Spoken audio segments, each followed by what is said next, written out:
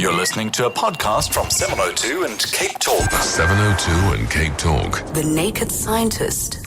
27 minutes to 10 o'clock. Lots of response to the swallows issue on email, Twitter and SMS. I promise you after 10 o'clock we're going to focus on that. I'll read some of your contributions. But right now, let's say good morning to Chris. Hello, Chris. Hello, good morning. Lovely to chat to you again. Okay, I'm very interested in this new test to detect every virus infection you've ever had. I want to know more about the test and whether that offers any insight into what is likely to happen to a person once all that information is collated. Does it give any indication of what other viruses you are likely to suffer from in the future?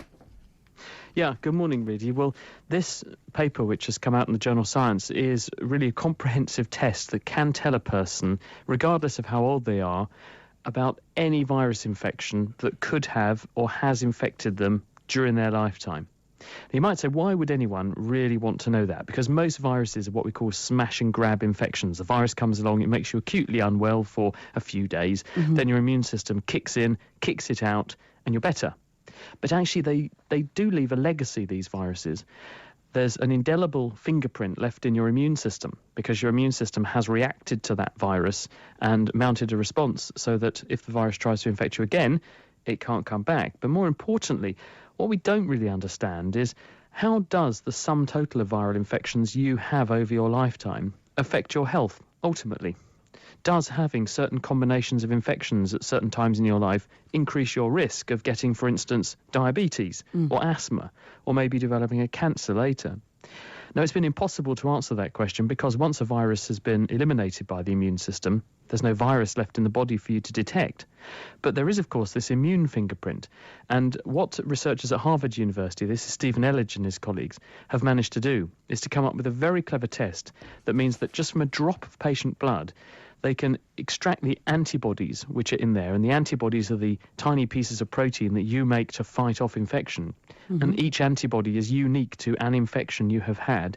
So therefore, if you work out what antibodies are there, you can work out what infection a person has had. And they have this test which can detect any one of 206 different species of virus that infect humans, thousands of strains of those viruses, and they can do it with very high sensitivity and very, very high, in fact 100% specificity.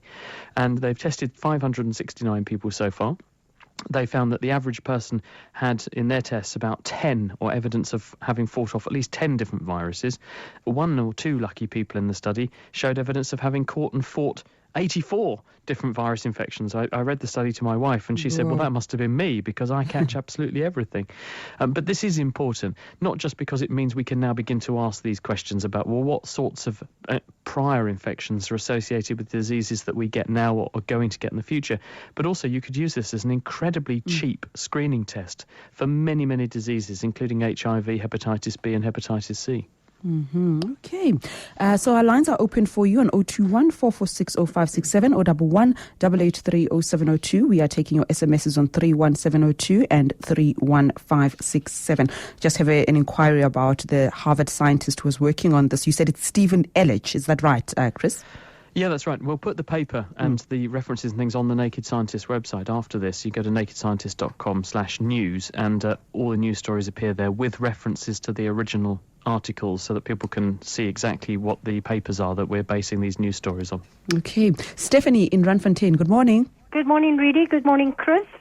As children, we were always told never to swallow gum. Should you swallow it? How bad is it for you? What problems does it do? would there be? Okay. Well, gum probably is not going to do you a huge amount of harm, to be honest. We tell people don't swallow it, but I don't think that's based on any sound evidence. If you swallowed a very, very large amount of it, then I suppose it's possible, like swallowing a very, very large amount of anything, it could be bad for you. But most of this stuff, when you put acid in the stomach and digestive juices onto it, it actually falls to pieces and forms it, or forms a very hard, knotty thing that's not very different to some of the food items that go through your intestine. As long as it's kept wet, it doesn't become sticky, and there's nothing to really stick on inside your body. So I wouldn't panic too much about swallowing the odd bit, but if you swallowed huge amounts, then obviously if you swallow huge amounts of anything, there can be health deleterious effects. And of course, if you swallow bubble gum, you might actually be blowing bubbles with an unusual part of your anatomy, which may have consequences for your underwear. Moses, you've got a very fascinating question. Good morning to you. Good morning, Reedy. Hi, Chris. just as a matter of interest, I just want to know, seeing that blood is as scarce as water in our country, is there any harm if we use animal blood to be donated for the human use? Okay, if there's a blood shortage, can animal blood be used for the same purpose? Regrettably, no. The only animal blood that's suitable for a human transmission is another human. And the reason for this is that blood cells, like pretty much every cell in your body, are decorated with markers called antigens. These are mixtures of proteins and sugars that stick onto the surfaces of cells, and they act like tiny flags. The immune system can see these markers, and the immune system knows the combination of markers that should be on you, and if it sees the wrong combination of markers, it knows this is not part of you. And this is why when we do organ transplants, for example, lung transplants, kidney and liver transplants, you have to make sure that you achieve a close match between the donor patient, the person who's giving the organ, and the recipient, the person who's having it put in. Otherwise, there'll be a dramatic immune response to the organ, and it'll be rejected, and quite possibly the person will die. It's the same with blood. If you give an incompatible blood transfusion, these markers on the surfaces of the cells will be recognised as foreign. The cells will all glue together and agglutinate, and this will block up blood vessels and have catastrophic effects on the recipient's health. So we can't do this with even the wrong blood group of human blood, because there are 3 different blood groups. There's Group A, Group B and Group O. If you give the wrong blood groups to certain people, there can be catastrophes. Animals have totally different markers on the surfaces of their cells, and the result of that is that if you put those cells into the human, there would be a very powerful response which would agglutinate or stick together those blood cells and block up the blood vessels. Having said that, last night, literally, I was talking to researchers in Canada. This is David Kwan and his colleagues, and they have come up with an enzyme which they've borrowed from Streptococcus pneumoniae, a bacterium that causes chest infections. And this bacterium makes an enzyme which strips away these markers from the surfaces of cells. Now, the bacterium does it because it wants to eat the sugars on the surfaces of the cells and use them for energy. But these researchers in Canada have found that you can do this very usefully, strip away these antigens from the cell surface and remove their antigenicity, their ability to stimulate this immune response. And they've got it working so that almost now you could take any kind of human blood and you could give it to almost anybody else. And one therefore could speculate that maybe in the future you could take animals' blood and maybe pull the same stunt on it, although at the moment it's not ready for use. So it'll be another 10 or so years before this is even in the clinic for human blood, but it's not beyond the realms of possibility that we might be able to do that one day in the future. Ross, I see your call, and John in Hyde Park, I see you coming to in a second. 702 and Cape Talk. The Naked Scientist. We have Chris on the line from the UK. Satisfy your curiosity about the world in which we live on 021 446 0567 011 883 0702. Lots of calls coming through. Let's go to Ross in Thornton. Good morning. Good morning. Yes, you say the world in which we live. My question actually is about the worlds outside our world. Okay. And I'm particularly interested in the work of Frank Drake, who promulgated the Drake equation in 1961 in Southern California. And I've been wanting to know if there's been any advances on this, because he put forward the distinct possibility that there was intelligent and communicating life out there, but it hadn't chosen to communicate with us. Good morning.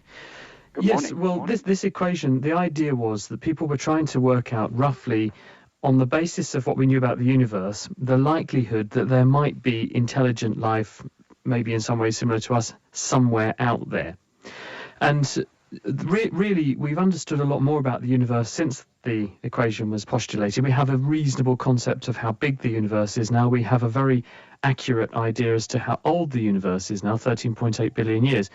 And what the initial equation was based on, it was a sort of mathematical expression which said, well, how big is the universe, how many stars are there in the universe, how many galaxies in the universe, and so on.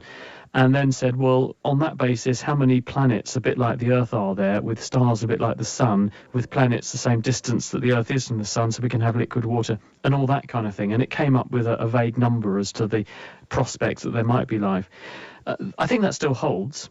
But on the other hand, there have been some more recent studies which have enabled us to spot planets a bit like the Earth, or very watery planets around stars, which are a lot older than we had previously anticipated could exist with Earth-like planets around them.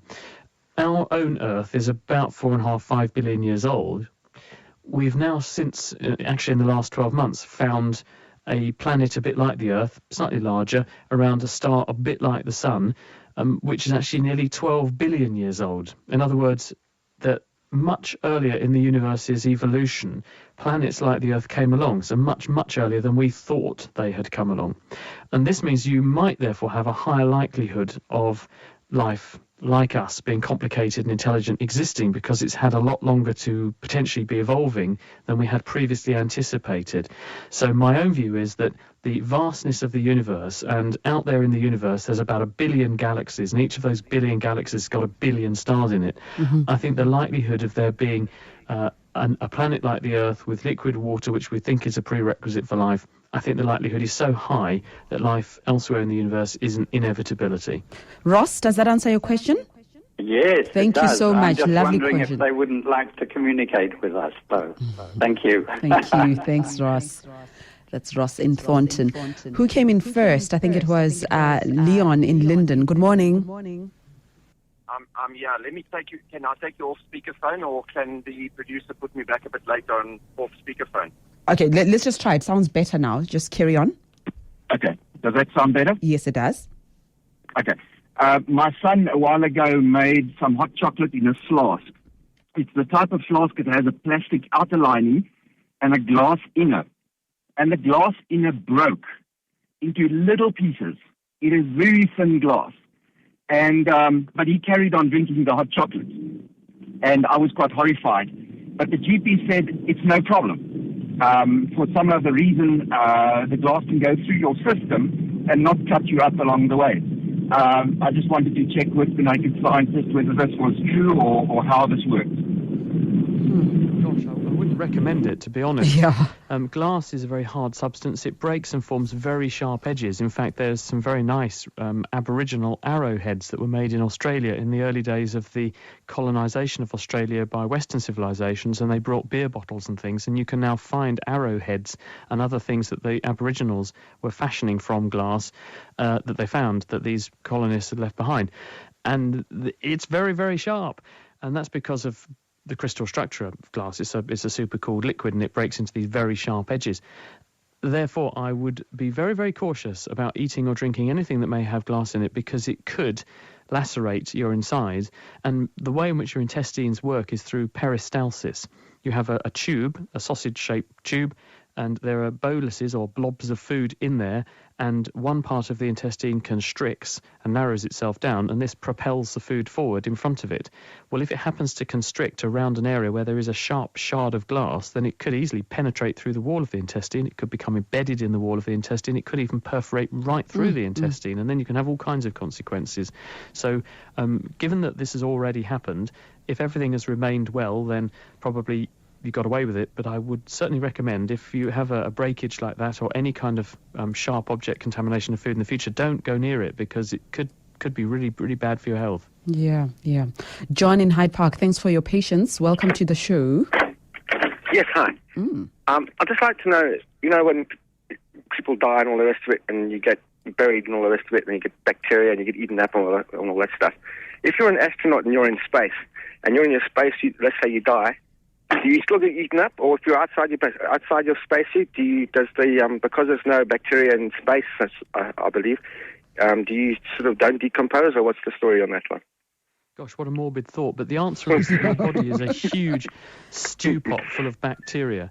And so if you died inside your spacesuit, there's a nice little ecosystem in there, because although the oxygen that you need to survive would have run out, nonetheless, there is energy in the form of other types of molecules that bacteria can extract energy from. And so you would just stew away and rot away inside your spacesuit, because all the time that there was energy to be had from the chemicals that were making you, then the microorganisms in there will be able to extract a lot of that energy, and slowly the community will evolve and develop to exploit exploit the available food sources until there's not much of you left that can be digested. And it's an interesting concept, this, and it's an interesting point you raise, because actually South Africa is very famous for a wonderful discovery that was made almost 10 years ago in one of the very deep gold mines. And what scientists discovered was that when they were excavating a certain part of one of the mines near Johannesburg, there was all this water began to issue from the side of the tunnel. And when they took samples of the water, it was clear that the water had been out of contact with the rest of the world, the rest of the planet, for millions of years, maybe 40 to 100 million years. And you can tell that because you can look at the composition of isotopes. These are different forms of the same chemicals that are in water. And so the scientists could tell this water had not had contact with the rest of the world for millions of years. But when they analysed it, they were gobsmacked to see it was a thriving hive of microbial life. So where were these bacteria getting their energy from? It's a whole community living in this water. The initial energy comes from radiation in the rock, and when a uranium atom decays, it splits water apart, and the water that's split apart turns into something very reactive that then attacks some sulfides, some fool's gold, in the rock and releases other chemicals that other microorganisms can prey on, and those microorganisms feed other microorganisms. So you have a whole community based on, who would have thought, radiation. And this is why we think that there's a high likelihood that life can exist elsewhere in the universe, regardless of whether there's the right sort of star, because you could actually be driving chemistry and life through energy and, for instance, radioactive decay. Here's an SMS here. I think we have answered a question about defrosting food and, the dangers of refreezing it. But somebody wants to know, can you still use meat if it had been in the freezer for 1 year? That's from Anna. Well, when you freeze something, if you vacuum pack it so there's no exchange of chemicals in the meat with the rest of the freezer, then it will deteriorate less quickly. But even so, despite the low temperature, there are still some chemical reactions happening very, very slowly, which includes chemical reactions that degrade and cause deterioration of the food. So the longer you keep something for, as a general rule, the less good quality it's going to be, unless you can completely stop those chemical reactions which lead to the breakdown of the food. Now, the lower the temperature is, the lower the rate of deterioration. It's probably going a bit far, though, to put your roast beef or whatever, or your steak, in liquid nitrogen at minus 200 degrees. That's probably going a bit far. And that's why we're happy with the idea of putting things at about minus 20 in the freezer, because that's a good compromise between spending on electricity and convenience and slowing down the food decay rate. But bottom line, longer you leave it, the worse it's going to taste. But is it actually going to be bad for you? Well, the growth of microorganisms at minus 20 is extremely slow, if not zero. And therefore, it's very unlikely that there's going to be anything bad for you in the meat, but it just won't taste very nice because the physical chemical structure will have deteriorated, and it's that makes meat taste nice in the first place. So you won't have a very nice meal necessarily, but it won't necessarily be bad for you. And just cook that meat, or don't buy so much meat in the future. Somebody wants to know, is there a link between our blood group and the diseases or infections we're likely to have in our lifetime? Yes, there's some evidence that is true. There's evidence linking susceptibility to norovirus infection that causes gastroenteritis, vomiting and diarrhea, and certain blood groups. And this is because the antigens, the markers that are on the surfaces of the blood cells, are also expressed on other parts of the body, and therefore they can serve as a marker and also as an entry receptor. The virus can use these things to get into cells, and therefore if you carry some of these markers on your cell surface, you're more susceptible to certain infections. So yes, it's certainly true to say that we are aware of some infections that are more common in people with certain blood groups. Right, and then, Chris, we had a conversation, I can't even remember when it started or how it started, but it was a conversation about concentration, what actually happens when you are concentrating. And, oh yes, it started, my producer just reminded me. There's a rule in South African road running, and people don't adhere to it, that we're not allowed to use our iPods as we're running, our earphones. You have to concentrate. You have to be 100% present. A lot of runners are upset because they need the music to get them going, especially in a marathon. And I kind of support that because, I think I've said on the show that I immerse myself in whatever I'm doing at that time. I need to concentrate on that and nothing else. So recently I had an experience. I was driving through and there's a woman going through an intersection. I had right of way. She didn't. She was running. She had her earphones in, and I tried to hoot, and she still didn't hear me because she was so focused on her run and whatever it is that she was listening to at that time.